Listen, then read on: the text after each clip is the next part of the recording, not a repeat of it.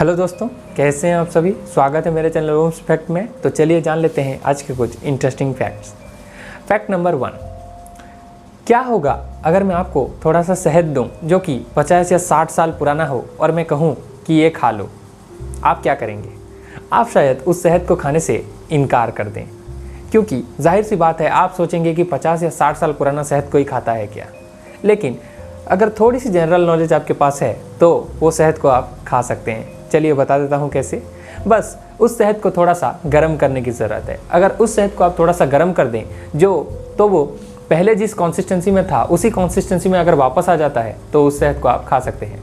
ऐसा इसलिए है क्योंकि दोस्तों शहद कभी भी नहीं सड़ता, चाहे वो 3000 साल पुराना ही क्यों ना हो या बाबा आदम के ज़माने का ही क्यों ना हो। आप उस शहद को थोड़ा सा गर्म करने के बाद खा सकते हैं। फैक्ट नंबर 2, क्या आप अच्छे स्मेल करते हैं? जी, मैं बात कर रहा हूँ बॉडी स्मेलिंग की। हम सब के अंदर एक नेचुरल स्मेलिंग तो होती ही है, लेकिन कुछ लोग हैं जो उसका यूज़ अच्छे से नहीं कर पाते, मतलब अपने आप को हाइजीन नहीं रखते। तो ट्राई करेंगे अपने आप को हाइजीन रखने की हमेशा और अच्छे स्मेल करने की। मैं ऐसा क्यों कह रहा हूँ चलिए बता देता हूँ। क्योंकि लड़कियों को लड़कों की स्मेल ज़्यादा पसंद आती है, ना कि उनके लुक्स। आप किसी भी लड़की को पूछ के देख लेना, उनको लड़कों की जो स्मेल होती है वो ज़्यादा अट्रैक्ट करती है, ना कि उनके लुक्स। तो नेक्स्ट टाइम कोई भी परफ्यूम या सेंट खरीदें उससे पहले अच्छे से सोच लेना कि क्या वो आपको सूट करेगा और क्या आप अच्छा स्मेल करेंगे। फैक्ट नंबर 3, क्या आपको लिखना पसंद है? मतलब मैं बात कर रहा हूँ नेचुरल लिखने की नहीं, किताब लिखना पसंद है। क्या आपको किताब लिखना पसंद है? और एक सवाल, क्या आप कभी किताब लिखते लिखते एक बिलियनर बन पाएंगे? सिंपल सा जवाब होगा शायद नहीं। लेकिन दोस्तों अगर मैं कहूँ कि ऐसा पॉसिबल है तो जी हाँ, मैं बात कर रहा हूँ वर्ल्ड के पहले ऐसे ऑथर, मतलब ऐसे राइटर जिन्होंने किताब लिखते लिखते ही वो बिलियनर बन गए। उनका नाम है जेके रोलिंग। जी हाँ, जेके रोलिंग वर्ल्ड की पहली ऐसी महिला है जिन्होंने बुक लिखते लिखते ही वो बिलियनर बन गई।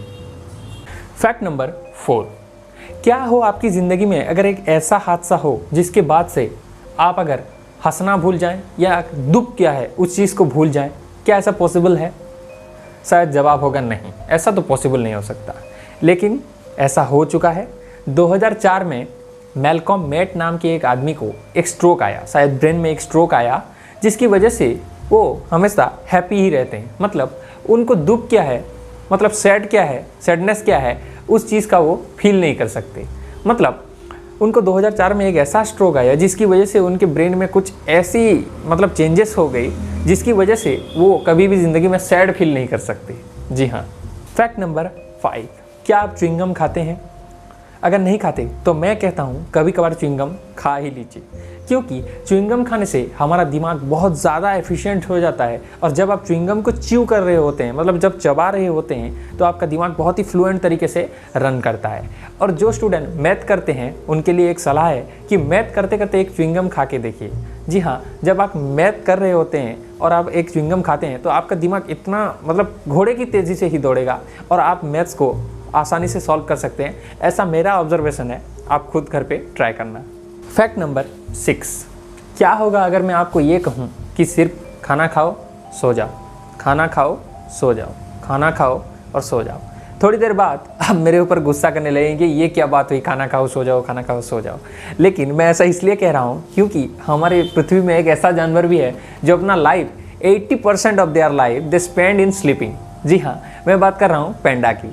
पेंडा अपनी लाइफ का 80% सिर्फ सोते सोते ही गुजार देते हैं। फैक्ट नंबर 7, कुछ लोगों को जिम करना या फिर फिटनेस रखना बहुत पसंद होता है। लेकिन क्या आप ये जानते हैं कि जिम करते करते अगर आप म्यूजिक सुने तो आप जितना वेट उठाते हैं उससे 15% वेट ज़्यादा उठा सकते हैं। चलिए थोड़ा डिटेल में इसको एक्सप्लेन करता हूँ। जैसे मान लीजिए आप रोज़ जिम जाते हैं, आप कानों में म्यूजिक नहीं सुनते, कुछ भी नहीं सुनते, सिर्फ सिंपल सा जिम करते हैं और घर आ जाते हैं और आप यूजुअली 40 किलो वजन उठाते हैं मान लीजिए। लेकिन ट्राई करना, एक दिन आप ईयरफोन लगाओ या कुछ भी जिम में एक म्यूजिक बजाना। म्यूजिक बजाने के बाद अगर आप 40 किलो उठाते हैं तो उससे 15% ज़्यादा वेट आप उठा सकते हैं जिम में म्यूजिक बजने के थ्रू। क्योंकि म्यूजिक बजने से हमारा दिमाग को क्या हो जाता है पता नहीं, लेकिन हम 15% ज़्यादा वेट उठाने लग जाते हैं। फैक्ट नंबर 8, हम सब ने फास्ट एंड फ्यूरियस मूवी तो देखी ही है और उनमें से अगर एक एक्टर की बात करूं तो वो है पॉल वॉकर, जो अब इस दुनिया में नहीं रहे, उनकी मौत हो चुकी है। लेकिन वो हम सबके फेवरेट थे और रहेंगे हमेशा। लेकिन क्या आप ये जानते हैं कि जब पॉल वॉकर की मौत हुई उसके 24 घंटे के अंदर ही उनके पास 30 कार थी, जो 30 कार पूरी की पूरी चोरी हो गई उनके मौत के 24 घंटे के अंदर। फैक्ट नंबर 9, आपने आज तक कितने रुपीस का पेन यूज किया है? अगर बात करें मेरी तो मैंने अप्रोक्सीमेटली 50 रुपए तक तो यूज किया है, उससे ज्यादा अपना बजट नहीं है, सॉरी। लेकिन क्या आप ये जानते हैं कि हमारे जो देश के प्राइम मिनिस्टर हैं नरेंद्र मोदी जी, उनके पेन का प्राइस क्या है? चलिए बता देता हूं, उनके पेन का प्राइस है 1.3 लाख, मतलब 1,30,000 का पेन वो यूज करते हैं। फैक्ट नंबर 10, सिगरेट तो बहुत सारे लोग पीते हैं, हमने देखा भी है, लेकिन आपके मन में एक सवाल कभी ना कभी तो आया होगा कि ये सिगरेट को गवर्नमेंट बैन क्यों नहीं कर देती? इसको तो बैन कर देना चाहिए क्योंकि ये बुरी चीज़ है, ये लंग्स को खराब कर देती है।